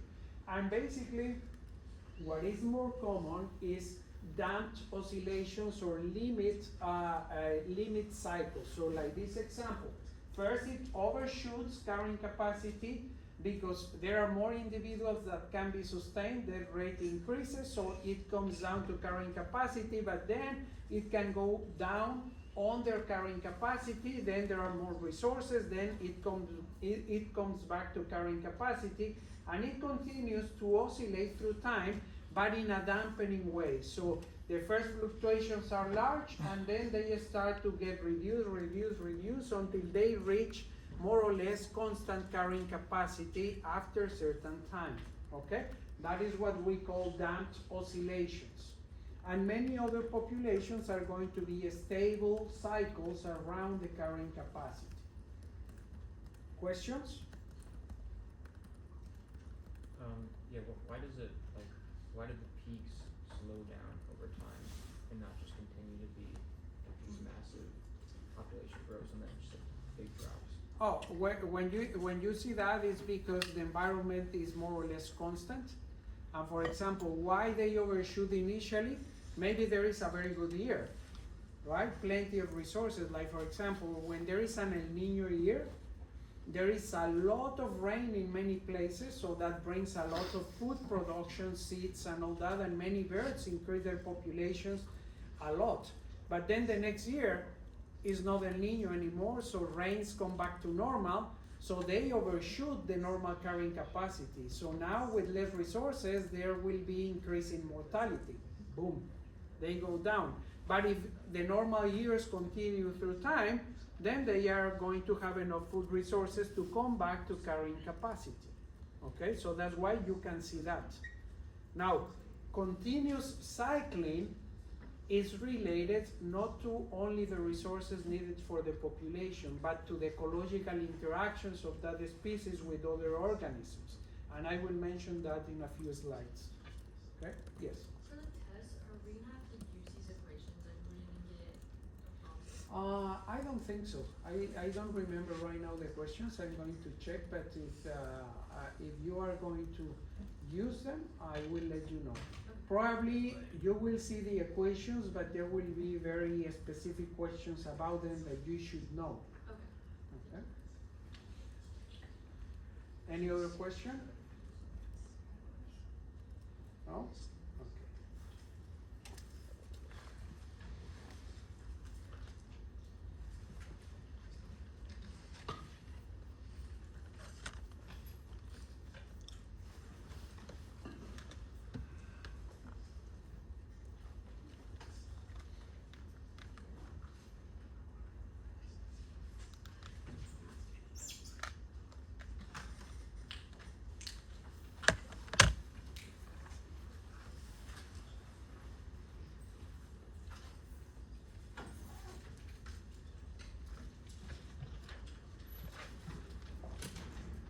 Okay, 10 more seconds.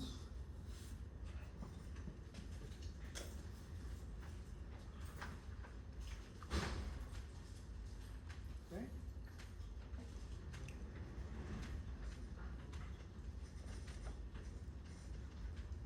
All right, I have mentioned how these models are used by conservation biologists, but in particular, the density-dependent model is very important for conservation because based on that basic model that you just learned, we can make predictions by doing some rearrangement of the original equation, and we can estimate how long or the doubling time that is going to take for the population to double the current size of the population. So we do some mathematics with the equation, and then we can know or have an estimation of that number. We can use it to predict how they will recover through time, and then we can also use that model, that basic model, to know when they are going to be at highest risk of extinction. Now, when we are studying demography, there is something, the technical term for that something is life history traits. And life history traits refers to many different aspects that we measure from individuals. For example, some of the most important is the age at first reproduction, when an individual is mature to start reproducing in the population. How often the organism reproduces, because there are some organisms that are annual, only reproduces one time during the year, or some individuals only reproduce once in their lifetime, or other individuals have continuous reproduction. Okay? How many offspring are produced by an individual on average? Depending on the species, the production is going to be larger or lower. So all those are what we call life history traits. Other one, for example, is senescence. How long is the organism going to live, or how long is the average age until they become senescence, meaning they can no longer reproduce. Okay? All those things belong to the traits that we care about the population if we want to know how the population is going to be changing through time. Okay, this is what I just mentioned. So depending on the species, the first age of reproduction is going to be very different. And there are two general characteristics that we can call in terms of the schedule of reproduction of organisms. We have one that is called seminal parity, which is when an individual has one-shot pattern of reproduction, meaning it's going to reproduce once in their lifetime or once a year, and that's it. And then we have heteropary, which refers when individuals undergo repeated reproduction, just like ourselves. Or this, in the case of these two trees. So this agave tree over here Probably you've seen some species around here. They produce this flower, which is huge, but that's the only reproduction that you are going to see for that individual. Only once in the lifetime. So that is what we call seminal parity, and that is why it's called one shot. Heteropary is more like the old trees that we have out here every year, or like ourselves, okay? So that is heteropary. One important thing when we are studying demography and considering the life history traits of organisms is that nothing in life comes for free. There are trade-offs, and trade-offs are important because trade-offs are going to affect the life of an individual.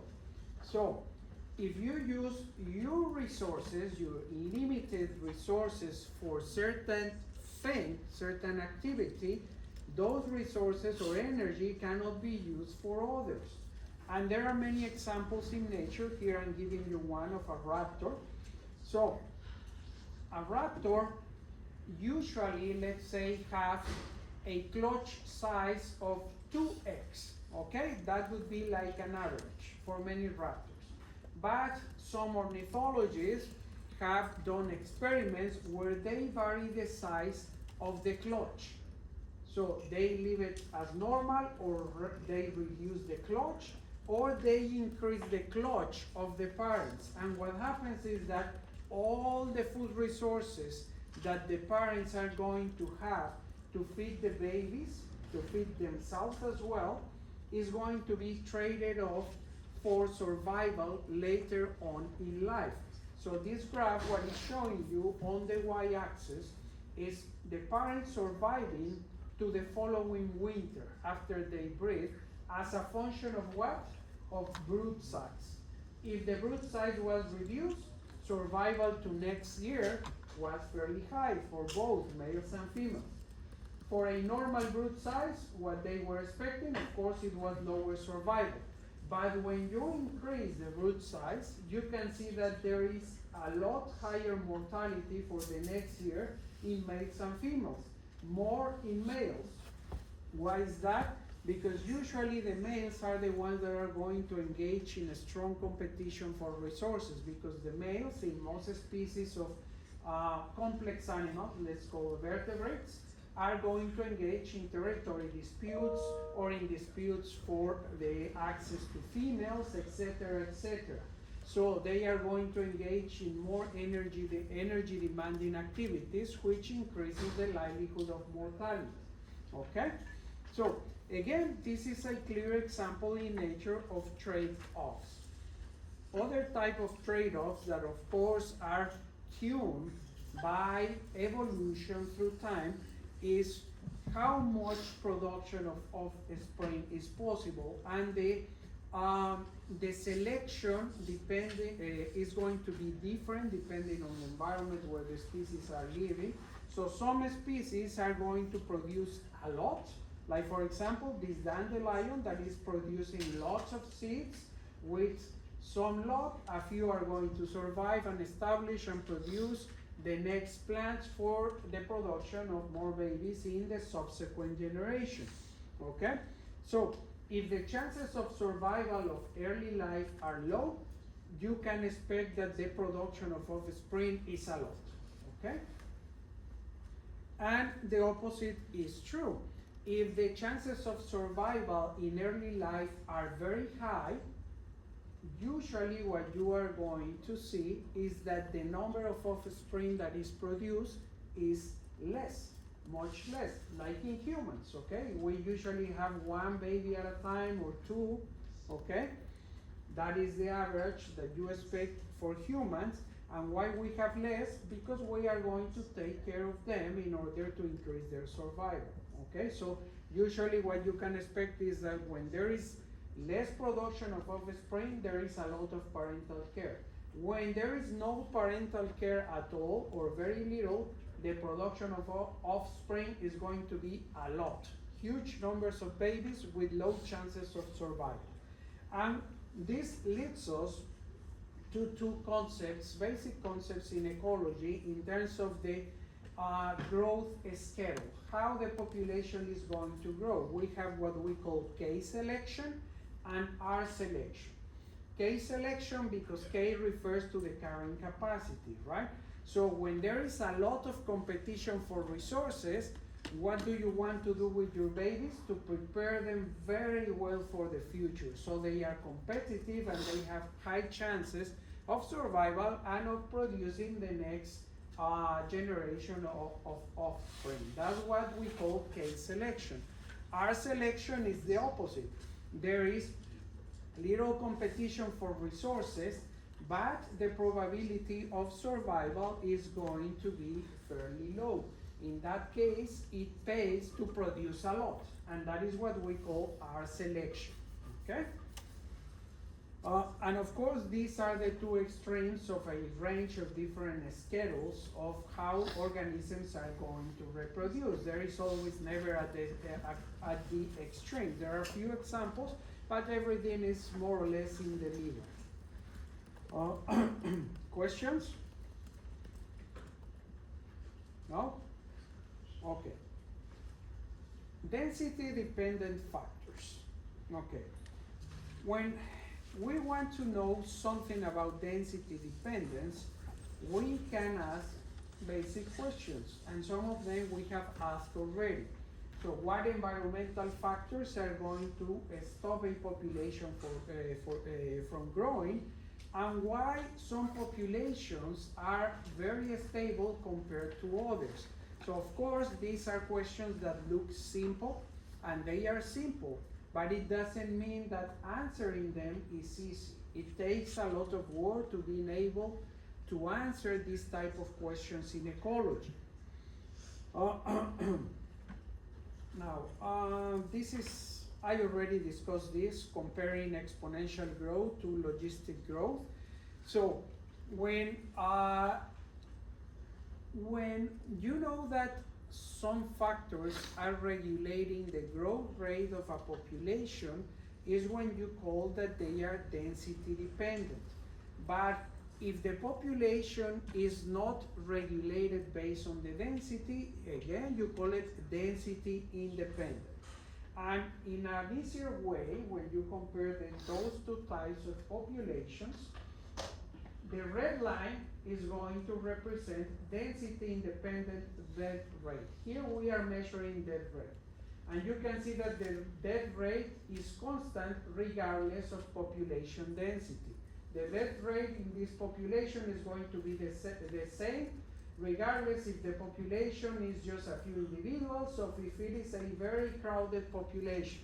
So that is a little bit unrealistic, but you can observe at some periods of time populations with more or less density independent effects on different factors. In this case, it's death rate.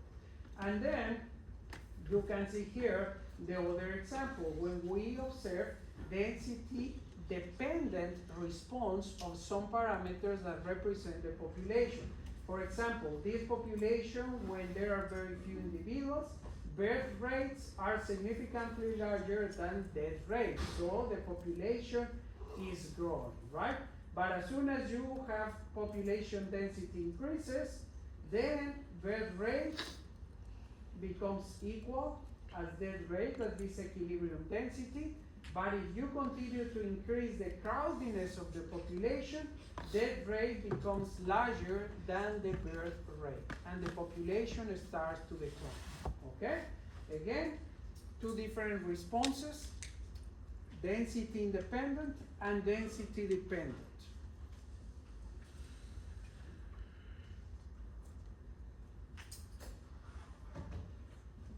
Some factors that limit population size depend on the density of the population. How many individuals occupy a certain amount of space. Density-dependent factors include limited food, limited breeding space, and predators. Density-independent factors do not depend on population density. For example, an oil spill affects all the birds in the area, regardless of their density. Population ecology helps us understand human population growth and where we might be headed next.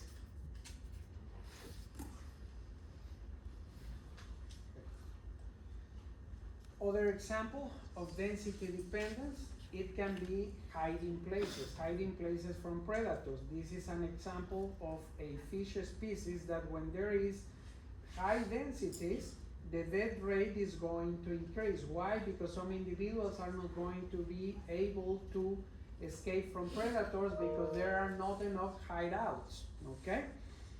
Other cases, competition for resources, diseases, intrinsic factors of the population. That is a large thing that might include many things, like genetic diseases, like alley effects. Any of you have heard of alley effects? No? Alley effects is what happens to a population that needs a bare minimum number of individuals to be viable. If the population falls under that minimum number of individuals, it's not going to be able to continue producing offspring. For example, the wild dogs of Africa, the lycaons, maybe you have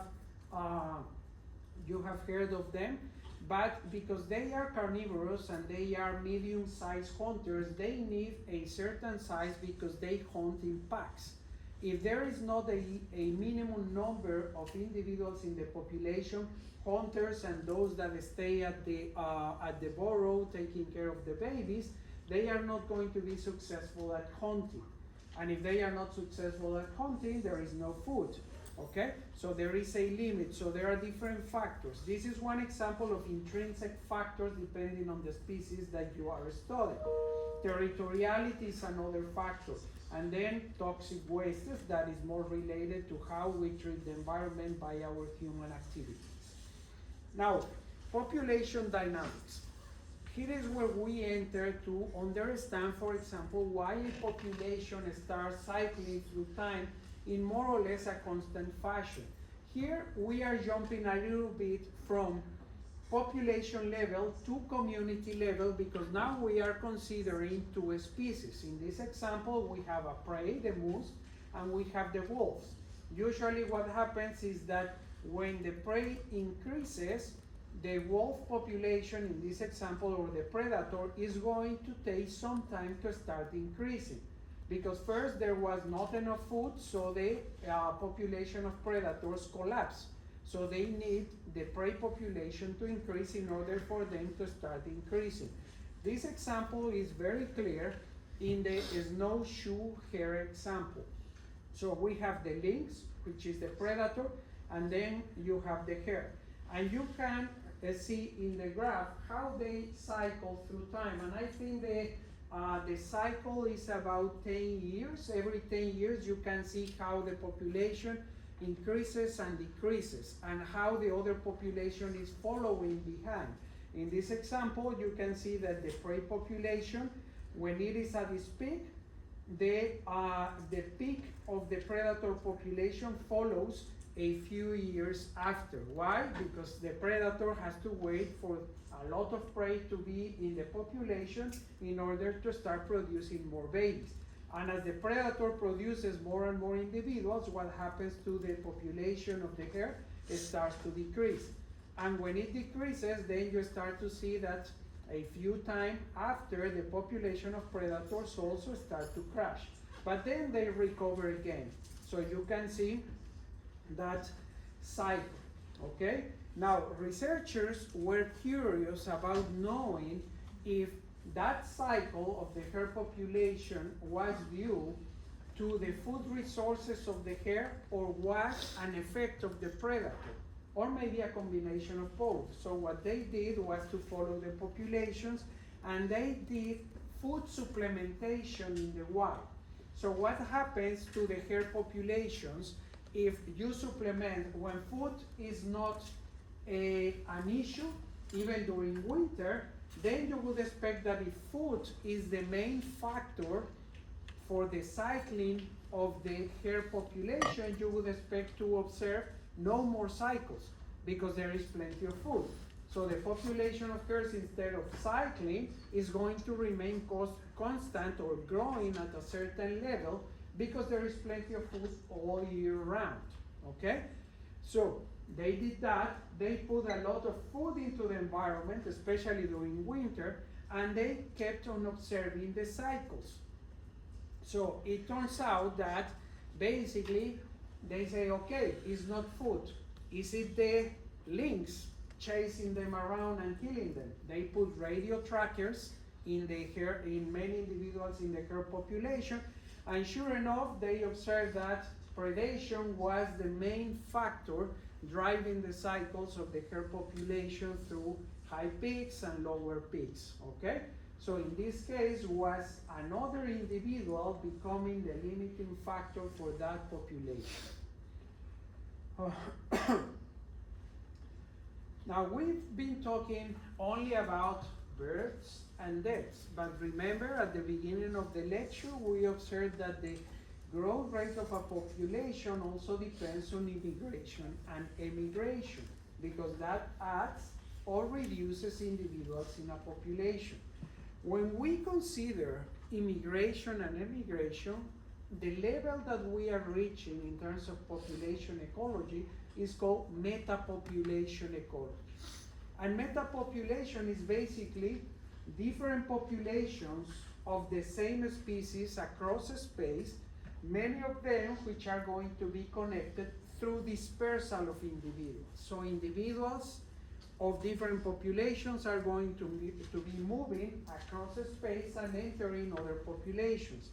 And metapopulation theory and field research was conducted a lot in islands in the Baltic Sea, in Finland.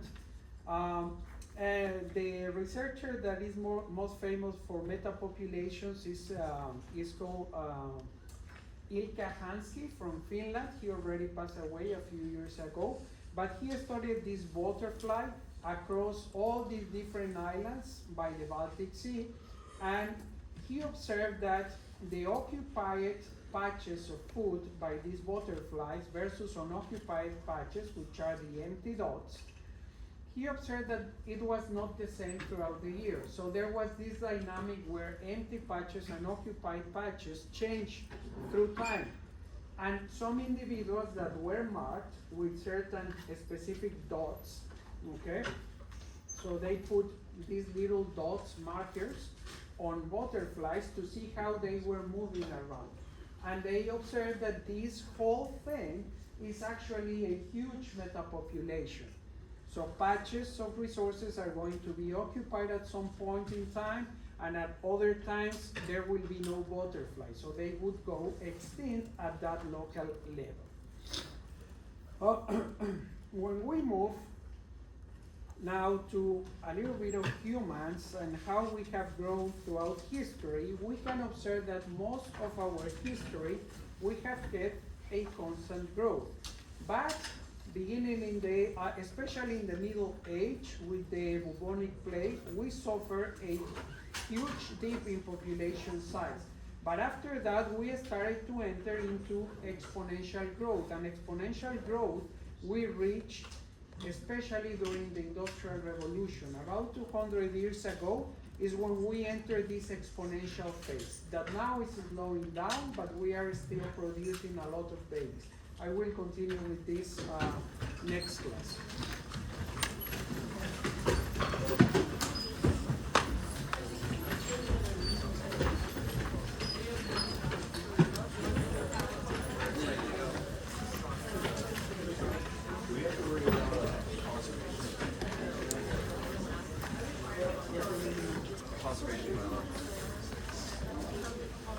Yeah, that's from